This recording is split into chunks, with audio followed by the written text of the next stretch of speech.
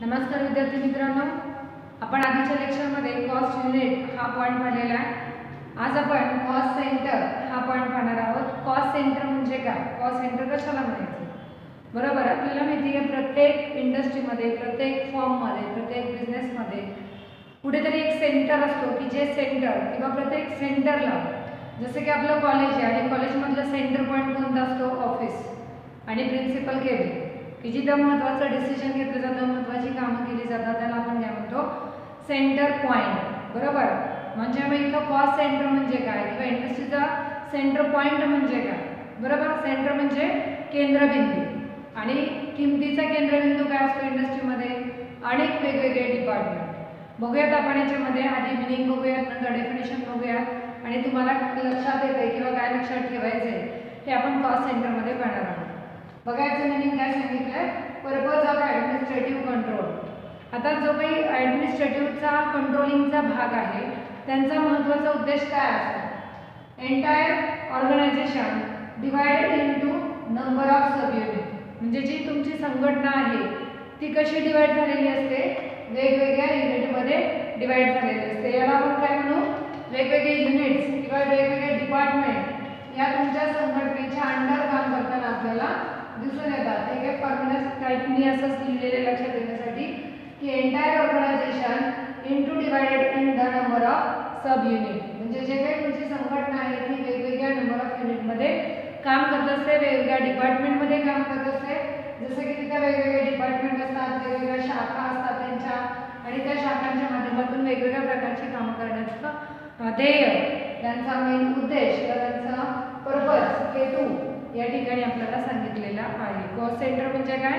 की तो administrative purpose आहे, ॲडमिनिस्ट्रेटिव्ह कंट्रोल ज्या ठिकाणी वेगवेगळ्या डिपार्टमेंटमधून केलं जातं त्याला कॉस्ट सेंटर असं म्हटलं जातं, किंवा वेगवेगळ्या डिपार्टमेंटवरती देखरेख ठेवण्याचं काम जे सेंटर करतं ते ॲडमिनिस्ट्रेटिव्ह सेंटर कंट्रोलिंगचं काम करतं, संघटनेच्या वेगवेगळ्या घटकांवरती देखरेख ठेवण्याचं काम करतं, त्याला इथं सेंटर पॉइंट असं म्हटलेलं आहे, केंद्रबिंदू म्हटलेलं आहे। जसं की मी तुम्हाला आधी सांगितलं की कॉलेजची बिल्डिंग किंवा कॉलेजमधलं कामकाज पाहण्याचं ॲडमिनिस्ट्रेटिव्ह ठिकाण कोणतं आहे? तर कॉलेजचं महत्त्वाचं ऑफिस, की जिथं तुम्ही ॲडमिशन प्रोसेस करता, फी भरता, वेगवेगळ्या ज्या काही स्कॉलरशिप्स असतील तुम्हाला त्याची माहिती घेता, अदर कोर्सेस असतील तर त्या कोर्सेसची फीसुद्धा तुम्ही ऑफिसेसमध्ये देता, किंवा ऑफिसेसमध्ये सगळ्या कर्मचाऱ्यांचा पगार दिला जातो, किंवा ऑफिसेसमध्ये सगळ्या रॉ मटेरियल आणले जातात, इक्विपमेंट खरेदी केले जातात, किंवा जे साहित्य लागतात शैक्षणिक साहित्य त्याची खरेदीसुद्धा ऑफिस थ्रू केली जाते। म्हणजे टोटल ॲडमिनिस्ट्रेटिव्ह वर्क हे ऑफिसमध्ये केलं जातं कॉलेजच्या, म्हणून ते काय आहे? कॉलेजचा केंद्रबिंदू आहे। आणि डिसिजन घेण्याचं काम प्रिन्सिपल करतात, म्हणून कॉलेजमधलं केंद्रबिंदू कोणता आहे?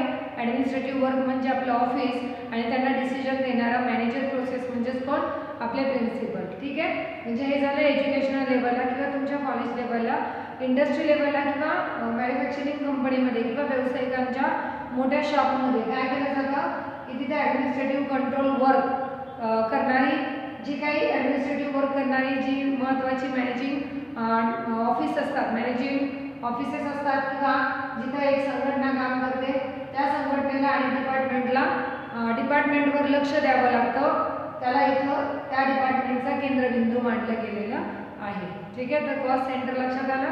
कॉस्ट सेंटर तसंच मालाचं एकूण उत्पादन, मोठमोठ्या कंपन्यांमध्ये, इंडस्ट्रीमध्ये अनेक प्रकारच्या वस्तूचं उत्पादन केलं जातं, आणि त्या अनेक प्रकारच्या वस्तूचं उत्पादन केल्यानंतर त्याची कॉस्ट ठरवणं किंवा त्या मालाच्या उत्पादनाच्या वेगवेगळ्या ब्रँचेसमधून, डिपार्टमेंटमधून तो माल मागवणं आणि त्याची कॉस्ट ठरवणं, ते कॉस्ट सेंटर या ठिकाणी तुम्हाला या धर्तीवरती विचारात घ्यायचं, या मुद्द्यामध्ये किंवा या टॉपिकमध्ये विचारात घ्यायचं आहे।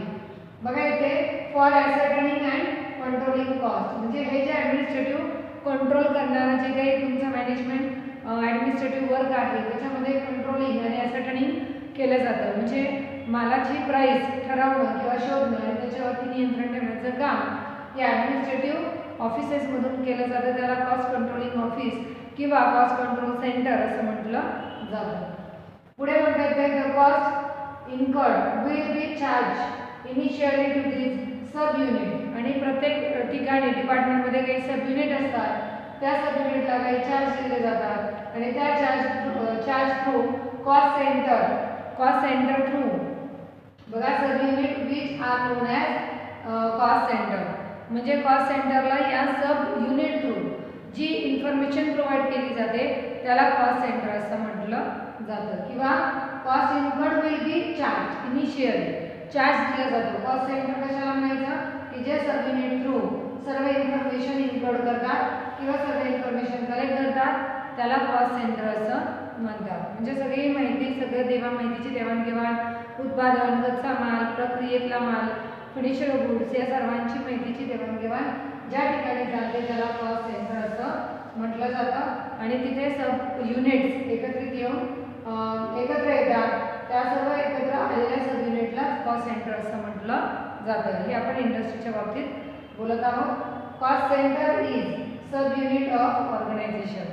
संघटनेचे जे काही सब युनिट असतात त्यांनाच कॉस्ट सेंटर असं म्हटलं जातं. आता डेफिनेशन आहे CIME.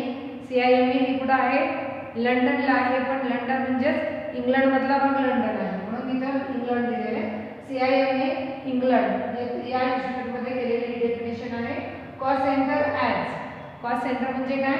लोकेशन म्हणजे कोणतं लोकेशन आहे, ठिकाण आहे.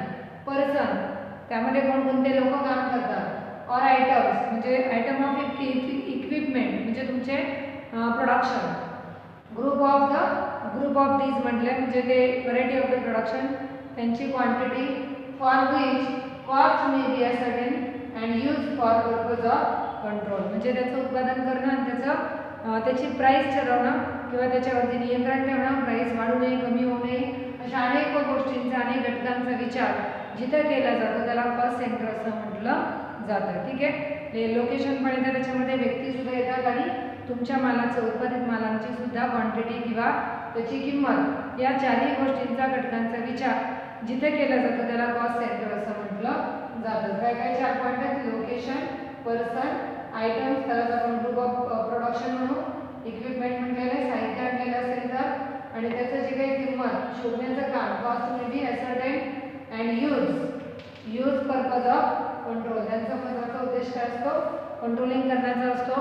आणि हे जिथं केलं जातं कंट्रोल वगैरे होणं किंवा लोकेशन पाहणं किंवा इक्विपमेंट खरेदी करणं हे ज्या ठिकाणावरून केलं जातं त्या ठिकाणाला कॉस्ट सेंटर किंवा त्या एरियाला कॉस्ट सेंटर किंवा त्या ठिकाणाच त्याला म्हटलं जातं कॉस्ट सेंटर. ही आपली डेफिनेशन आहे, त्याचं मिनिंग लक्षात आलेलं आहे. तर इथे शॉर्टकट काय म्हणते? Cost centre is a sub unit of organisation. संघटनेतले सर्व सब युनिट म्हणजेच कॉस्ट सेंटर आहे. ठीक आहे. पुढे बघा आता इथे types of cost centre. Cost सेंटरमध्ये काय काय येतं? कॉस्ट सेंटर कशाला म्हणायचं? त्याच्यामध्ये वेगवेगळे कोणते प्रकार येतात. जसं की प्रोडक्शन कॉस्ट सेंटर, CC म्हणजे cost centre. Production cost centre, production cost centre म्हणजे किती मालाचं उत्पादन झालेलं आहे, कोणत्या प्रकारच्या मालाचं उत्पादन झालेलं आहे, प्रोडक्शन ऑफ कॉस्ट सेंटर. त्यानंतर सर्व्हिस सेंटर, कोणकोणत्या प्रकारचे सर्व्हिसेस प्रोव्हाइड केल्या जातात.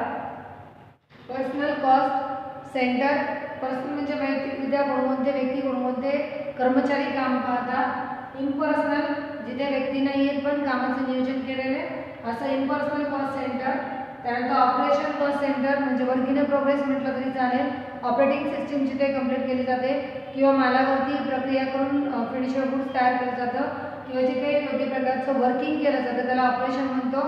इंडस्ट्रीमध्ये ऑपरेशन म्हणजे मालाची वर्क इन प्रोग्रेस किंवा कामातलं प्रोग्रेस कसं चाललेलं आहे किंवा कामामधली प्रोसेस काय आहे, वर्क इन प्रोसेस, त्याला इथं ऑपरेशन म्हटलं जातं म्हणून operation cost centre.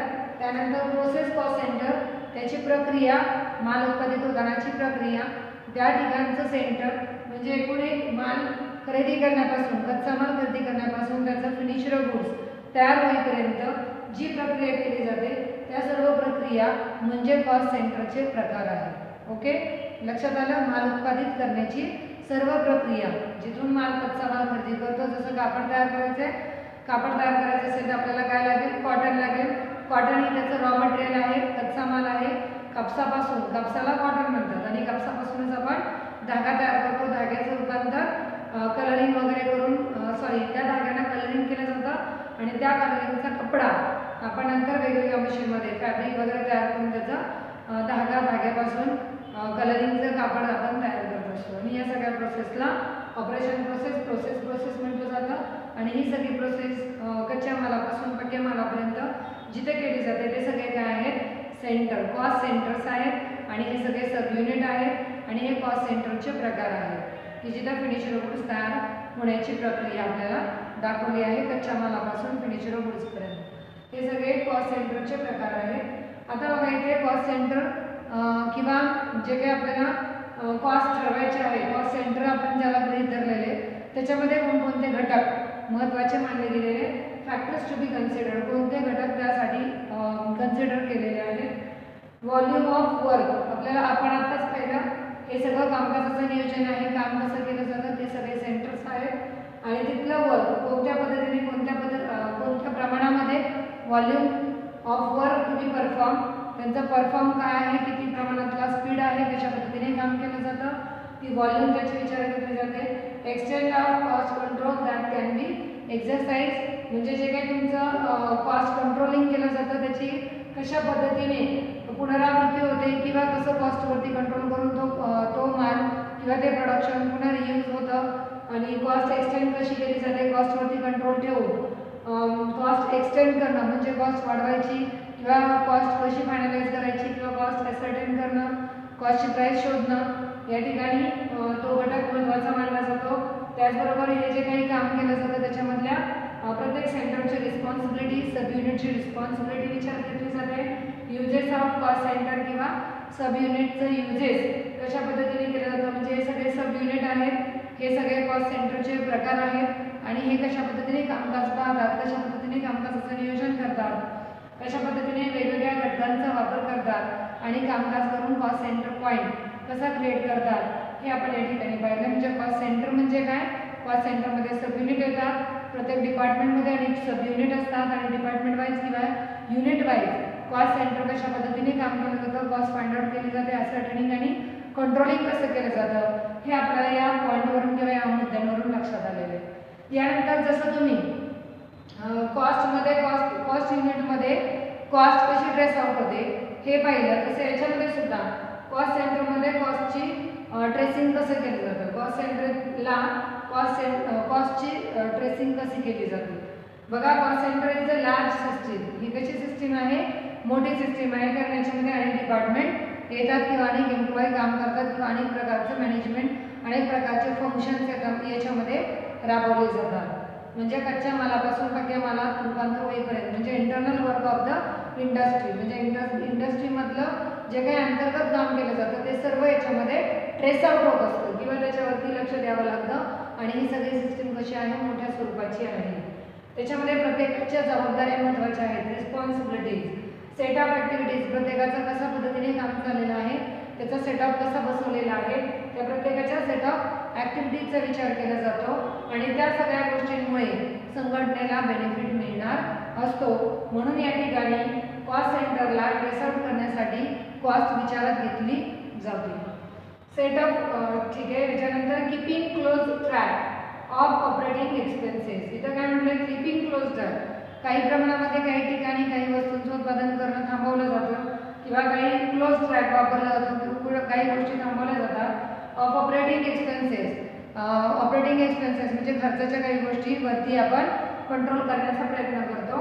Control total cost बघा such as cost centre allow the organisation to control total cost म्हणजे जर आपण ऑपरेटिंग सिस्टीम किंवा operating expenses operating centre cost centre म्हटलेले ऑपरेटिंग म्हणजे जिथं वर्क केलं जातं मालाचं उत्पादन करण्यासाठीची जी मधली प्रक्रिया असते त्याला ऑपरेटिंग कॉस्ट सेंटर म्हणतात आणि तिथे काही खर्च होतो आणि तो खर्च आपल्याला कंट्रोलमध्ये आणायचा असेल तर टोटल कॉस्टवरती आपल्याला कंट्रोल करता आलं पाहिजे म्हणजे खर्च कमी केला की आपोआप टोटल कॉस्टच्या एकूण रकमेवरती आपल्याला एकूण रक्कम किंवा टोटल कॉस्टवरती आपल्याला कंट्रोल करता येतं।